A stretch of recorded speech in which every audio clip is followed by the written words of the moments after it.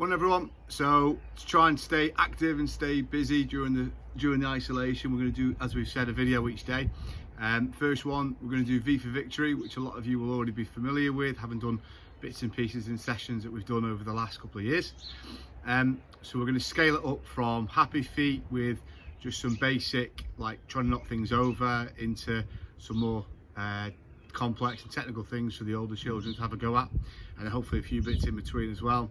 And then we're also going to have some stuff for hopefully for families to try together to make it a little bit interesting, and anything you've got yourself, creative thinking and different ideas that you can do based upon your garden and what's around you, then make sure you video it, send it in, and use the hashtag #ConnectInIsolation, so we can hopefully share and see what each other are doing over this difficult times. So the basic move is to drive the ball back with one foot and then push it forwards with the other foot. We're thinking about, if we've got paint on the ball, then it'll leave a V shape on the floor as it goes back towards you, and then with the other foot you push it away from you. Okay, so just using some little spray cans that I found in the garage. So we've got anything we can use at home. It's just going to be trying to move it from one can back towards yourself, and then towards the other one, then back towards yourself, and using the other foot to bring it back. So we're going to go there, there, there, there, and then as we get confident, we'll try and build up a speed a little bit, maybe get a little bit of music on, make it interesting. And then for the happy feeters, all we're going to try and do is see if we can get the ball to go backwards behind us to knock one of the cans over. So we're just going to try and go, so we're going to go there, see if we can knock it over, and then if we put one behind the other leg, we're going to see if we can go there, knock it over that way instead. Oh, terrific. For the older ones, we're going to put the two cans back in front of us again, and we're going to see if we can move as close to them without knocking them over as we can. So we go there, there, there, there, there, as best we can, and get as close as we can, and then we'll have a few little challenges for people as we move on later on. So that's the basic manoeuvre that we're thinking about. The next bit is to try and mix up how we move the ball slightly, but still moving in the V shape. The one is that we're going to use the same foot. The ball's going to go backwards, across with the same foot, and stop with the other foot, backwards, across with the foot, stop with the same foot. So backwards, across, stop with the other foot, backwards, across, stop with the other foot. So now we're moving that way there, and once we get comfortable, we might try and do three. So we're there, there, there, across, there, there, there, across, there, there, there, across, there, there, there, across. And as you can see, with hopefully better moves than me, got a little bit of rhythm.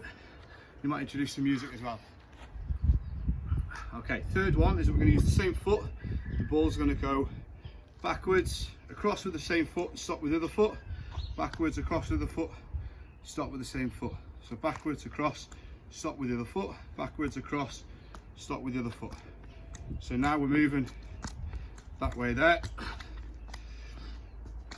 and once we get comfortable, we might try and do three. So we're there, there, there, across, there, there, there, across, there, there, there, across, there, there, there, across.